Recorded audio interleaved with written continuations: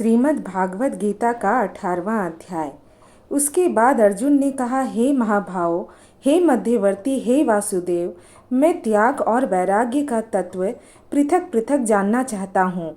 अर्जुन के इस प्रकार पूछने पर भगवान श्री कृष्ण ने कहा, हे अर्जुन, कितने विद्वान वांछनीय कर्मों के त्याग को त्याग कहते हैं और कितने विचारशील पुरुष सभी कर्मों के फल के त्याग को त्याग कहते हैं।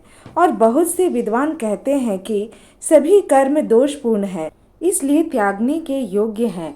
और दूसरे विद्वान ऐसा कहते हैं कि यज्ञ, दान और तप रूप कर्म त्यागने योग्य नहीं है। परंतु हे अर्जुन, उस त्याग के विषय में तू मेरे निश्चय को सुन। हे पुरुषश्रेष्ठ, वह त्याग सात्विक, राजस और तामस ऐसे तीनों प्रकार का ही कहा गया है तथा यज्ञ, दान और तप रूप कर्म त्यागने के योग्य नहीं है, किंतु वह निसंदेह करना कर्तव्य है। क्योंकि यज्ञ, दान और तप यह तीनों ही बुद्धिमान पुरुषों को पवित्र करने वाले हैं।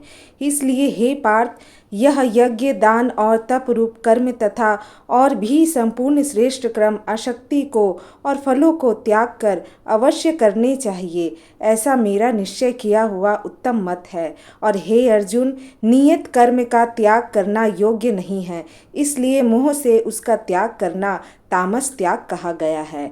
यदि कोई मनुष्य जो कुछ कर्म है वह सब ही दुख रूप है ऐसे समझकर शारीरिक कलेश के भय से कर्मों का त्याग कर दे, तो वह पुरुष उस राजस त्याग को करके भी त्याग के फल को प्राप्त नहीं होता है, अर्थात उसका वह त्याग करना व्यर्थ ही होता है। हे अर्जुन, करना कर्तव्य है ऐसे समझकर ही जो शास्त्र विधि से नियत किया हुआ कर्तव्य कर्म आसक्ति को और फल को त्याग कर किया जाता है, वह ही सात्विक त्याग माना गया है। अर्थात कर्तव्य कर्मों को स्वरूप से ना त्याग कर उनमें से जो आसक्ति और फल का त्यागना है, वही सात्विक त्याग माना गया है। हे अर्जुन, जो पुरुष अकल्याणकारक कर्म से तो द्वेष नहीं करता है और कल्याणकारक कर्म में आसक्त नहीं होता है, वह शुद्ध सात्विक गुण से युक्त हुआ पुरुष संशय रहित, ज्ञानवान और त्यागी है। क्योंकि देहधारी पुरुष के द्वारा संपूर्णता से सब कर्म त्यागे जाने को शक्य नहीं है। इससे जो पुरुष कर्मों के फल का त्यागी है वही त्यागी है ऐसे कहा जाता है। सकामी पुरुषों के कर्म का ही अच्छा, बुरा और मिला हुआ ऐसे तीन प्रकार का फल मरने के पश्चात भी होता है, और त्यागी पुरुषों के कर्मों का फल किसी काल में भी नहीं होता, क्योंकि उनके द्वारा होने वाले कर्म वास्तव में कर्म नहीं है। हे महाभाव, संपूर्ण कर्मों की सिद्धि के लिए अर्थात संपूर्ण कर्मों के सिद्ध होने में यह 5 हेतु सांख्य सिद्धांत में कहे गए हैं, उनको तू मेरे से भली प्रकार जान। हे अर्जुन, इस विषय में आधार और कर्ता तथा न्यारे न्यारे करण और नाना प्रकार की न्यारी न्यारी चेष्टा एवं वैसे ही 5वां हेतु देव कहा गया है। क्योंकि मनुष्य मन, वाणी और शरीर से शास्त्र के अनुसार अथवा विपरीत भी जो कुछ कर्म आरंभ करता है, उसके यह 5 ही कारण हैं। परंतु ऐसा होने पर भी जो पुरुष अशुद्धि बुद्धि होने के कारण उस विषय में केवल शुद्ध स्वरूप आत्मा को कर्ता देखता है, वह मलिन बुद्धि वाला अज्ञानी यथार्थ नहीं देखता है। हे अर्जुन, जिस पुरुष के अंतःकरण में मैं करता हूँ ऐसा भाव नहीं है तथा जिसकी बुद्धि सांसारिक पदार्थों में और संपूर्ण कर्मों में लिपायमान नहीं होती, वह पुरुष इन सब लोकों को मार कर भी वास्तव में ना तो मारता है और ना पाप से बांधता है। हे भारत, ज्ञाता, ज्ञान और ज्ञेय यह तीनों तो कर्म के प्रेरक हैं, अर्थात इन तीनों के संयोग से कर्म में संलग्न होने की इच्छा उत्पन्न होती है, और कर्ता, करण और क्रिया यह तीनों कर्म के संग्रह है, अर्थात इन तीनों के संयोग से कर्म बनता है।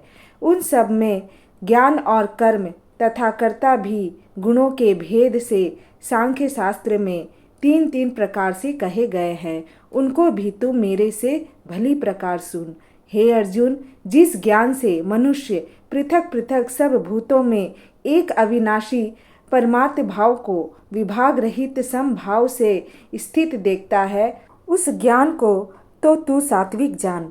और जो ज्ञान अर्थात जिस ज्ञान के द्वारा मनुष्य संपूर्ण भूतों में भिन्न भिन्न प्रकार के अनेक भावों को न्यारा न्यारा करके जानता है, उस ज्ञान को तू राजस जान। और जो ज्ञान एक कार्य रूप शरीर में ही संपूर्णता के सदृश आसक्त है, अर्थात जिस विपरीत ज्ञान के द्वारा मनुष्य एक क्षण भंगुर नाशवान शरीर को ही आत्मा मानकर उसमें सर्वस्व की भांति आसक्त रहता है, तथा जो बिना युक्ति वाला तत्व अर्थ से रहित और तुच्छ है, वह ज्ञान तामस कहा गया है।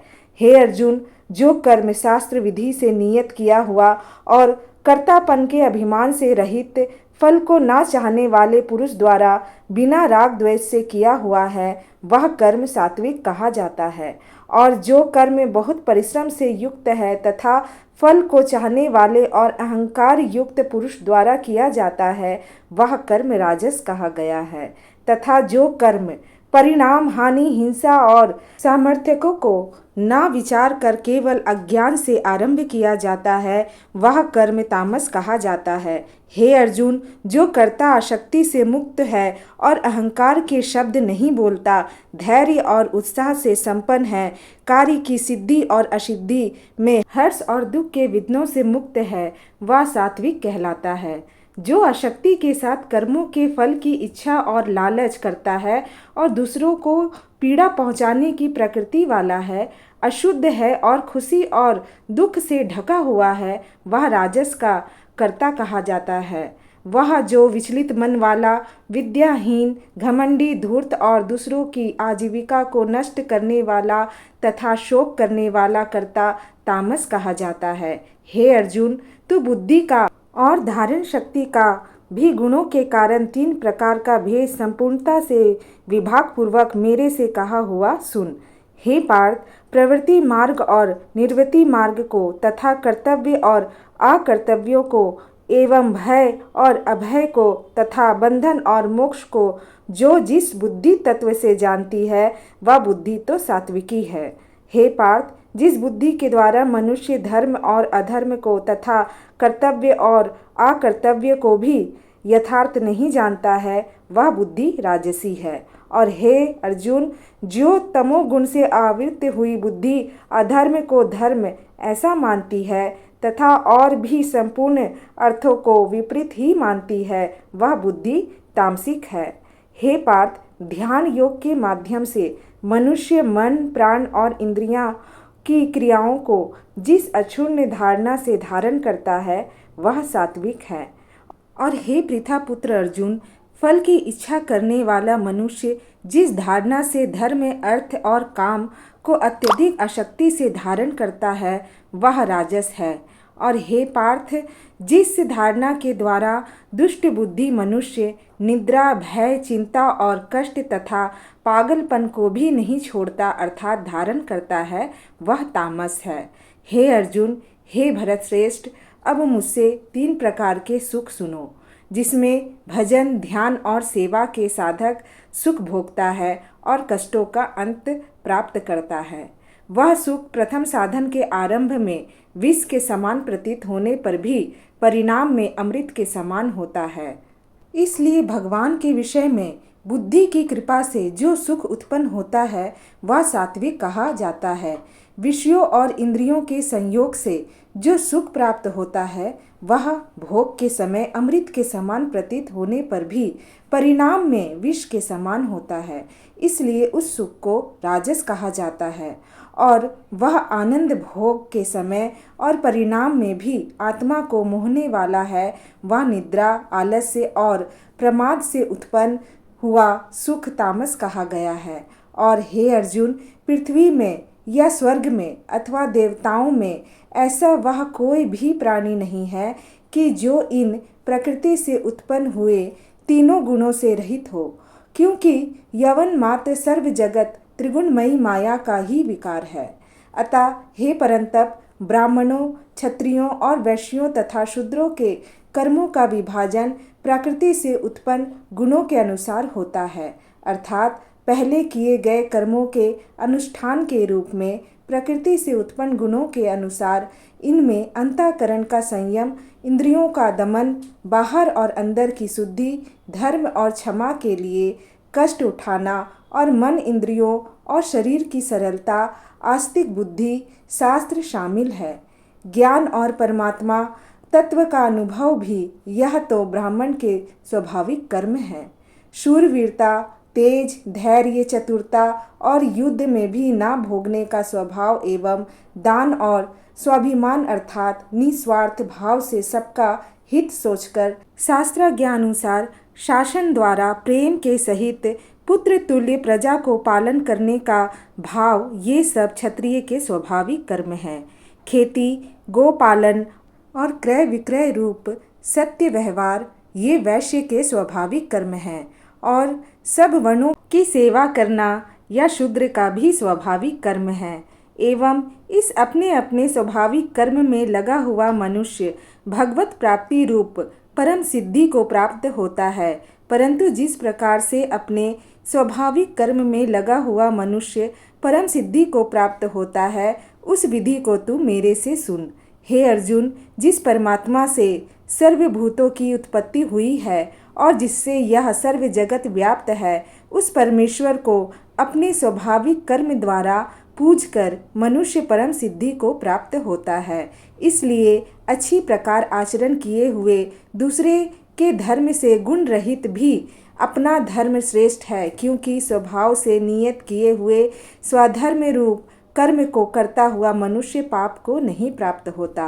अतः हे कुंती पुत्र, दोष युक्त भी स्वाभाविक कर्म को नहीं त्यागना चाहिए, क्योंकि धुएं से अग्नि के सदृश सब ही कर्म किसी न किसी दोष से आवृत है। हे अर्जुन, सर्वत्र आसक्ति रहित, बुद्धि वाला, स्पृहा रहित और जीते हुए अंतःकरण वाला पुरुष सांख्य योग के द्वारा भी परम निष्कर्म सिद्धि को प्राप्त होता है, अर्थात क्रिया रहित शुद्ध सच्चिदानंद घन परमात्मा की प्राप्ति रूप परम सिद्धि को प्राप्त होता है। इसलिए हे कुंती पुत्र, अंतःकरण की शुद्धि रूप सिद्धि को प्राप्त हुआ पुरुष जैसे सांख्य योग के द्वारा सच्चिदानंद घन ब्रह्म को प्राप्त होता है, तथा जो तत्व ज्ञान की परानिष्ठा है, उसको भी तू मेरे से संक्षेप से जान। हे अर्जुन, विशुद्ध बुद्धि से युक्त, एकांत और शुद्ध देश का सेवन करने वाला तथा मिताहारी, जीते हुए मन, वाणी, शरीर वाला और दीन वैराग्य को भली प्रकार प्राप्त हुआ पुरुष निरंतर ध्यान योग के परायण हुआ, सात्विक धारणा से अंतःकरण को वश में करके तथा शाब्दिक विषयों को त्याग कर और राग द्वेषों को नष्ट करके तथा अहंकार, बल, घमंड, काम, क्रोध और संग्रह को त्याग कर ममता रहित और शांत अंतःकरण हुआ सच्चिदानंद घन ब्रह्म में एक ही भाव होने के लिए योग्य होता है। फिर वह सच्चिदानंद घन ब्रह्म में एक ही भाव में से स्थित हुआ प्रसन्न चित्त वाला पुरुष ना तो किसी वस्तु के लिए शोक करता है और ना किसी ही आकांक्षा ही करता है, एवं सब भूतों में संभाव हुआ मेरी परम भक्ति को प्राप्त होता है। उस पराभक्ति के द्वारा मेरे को तत्व से भली प्रकार जानता है कि मैं जो और जिस प्रभाव वाला हूँ, तथा उस भक्ति से मेरे को तत्व से जानकर तत्काल ही मेरे में प्रवेश हो जाता है, अर्थात अनन्य भाव से मेरे को प्राप्त हो जाता है। फिर उसकी दृष्टि में मुझ वासुदेव के सिवा और कुछ भी नहीं रहता। मेरे परायण हुआ निष्काम कर्म योगी तो संपूर्ण कर्मों को सदा करता हुआ भी मेरी कृपा से सनातन अविनाशी परम पद को प्राप्त हो जाता है। इसलिए हे अर्जुन, तू सब कर्मों को मन से मेरे में अर्पण करके मेरी परायण हुआ समत्व बुद्धि रूप निष्काम कर्म योग का अवलंबन करके निरंतर मेरे में चित्त वाला हो। इस प्रकार तू मेरे में निरंतर मन वाला हुआ मेरी कृपा से जन्म मृत्यु आदि सभी संकटों को अनायास ही तर जाएगा। और यदि अहंकार के कारण मेरे वचनों को नहीं सुनेगा तो नष्ट हो जाएगा, अर्थात परमार्थ से भ्रष्ट हो जाएगा।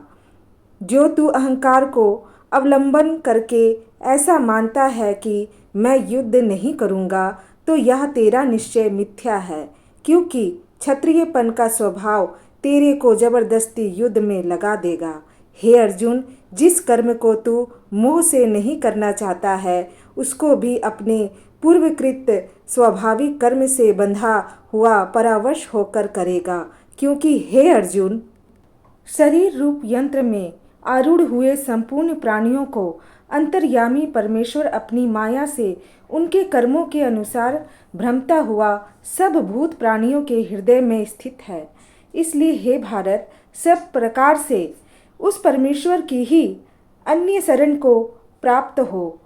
उस परमात्मा की कृपा से ही परम शांति को और सनातन परम धाम को प्राप्त होगा। इस प्रकार यह गोपनीय से भी अति गोपनीय ज्ञान मैंने तेरे लिए कहा है। इस रहस्य युक्त ज्ञान को संपूर्णता से अच्छी प्रकार विचार के फिर तू जैसे चाहता है वैसे ही कर, अर्थात जैसी तेरी इच्छा हो वैसे ही कर।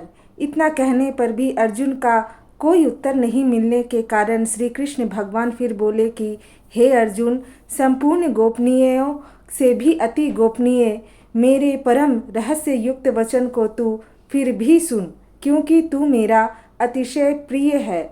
इससे यह परम हितकारक वचन मैं तेरे लिए कहूँगा। हे अर्जुन, तू केवल मुझ सच्चिदानंद घन वासुदेव परमात्मा में ही अनन्य प्रेम से नित्य निरंतर अचल मन वाला हो और मुझ परमेश्वर को ही अतिशय श्रद्धा भक्ति सहित निष्काम भाव से नाम गुण और प्रभाव के श्रवण कीर्तन मनन और पठन पाठन द्वारा निरंतर भजने वाला हो, तथा मेरा शंख चक्र गदा पद और किरीट कुंडल आदि भूषणों से युक्त पीताम्बर वनमाला और कौस्तुभ मणिधारी विष्णु का मन वाणी और शरीर के द्वारा सर्वस्व अर्पण करके अतिशय श्रद्धा भक्ति और प्रेम से विहलता पूर्वक पूजन करने वाला हो और मुझ सर्वशक्तिमान विभूति बल ऐश्वर्य माधुर्य गंभीरता उदारता वात्सल्य और सुहृदयता आदि गुणों से संपन्न सबके आश्चर्य रूप वासुदेव को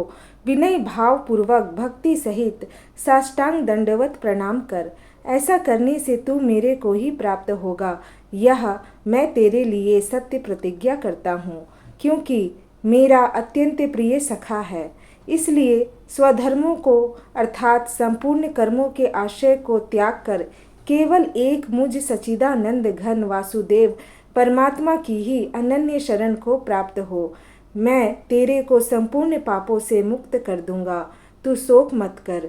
हे अर्जुन, इस प्रकार तेरे हित के लिए कहे हुए इस गीता रूप परम रहस्य को किसी काल में भी ना तो तप रहित मनुष्य के प्रति कहना चाहिए और ना भक्ति रहित के प्रति तथा ना बिना सुनने की इच्छा वाले के ही प्रति कहना चाहिए, एवं जो मेरी निंदा करता है उसके प्रति भी नहीं कहना चाहिए, परंतु जिनमें यह सब दोष नहीं हो ऐसे भक्तों के प्रति प्रेम पूर्वक उत्साह के सहित कहना चाहिए।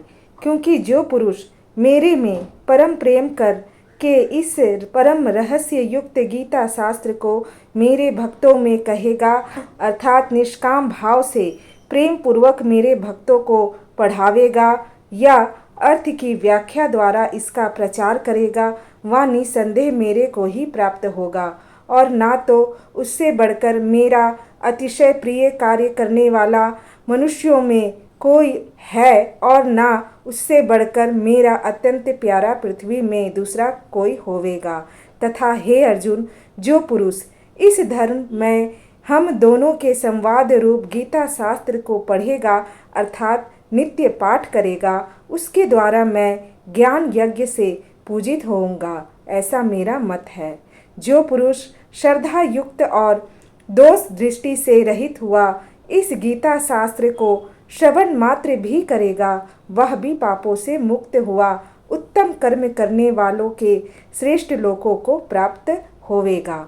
इस प्रकार गीता का महात्म्य कहकर भगवान श्री कृष्ण चंद्र आनंद कंद ने अर्जुन से पूछा, हे पार्थ, क्या यह मेरा वचन तैने एकाग्र चित्त से श्रवण किया?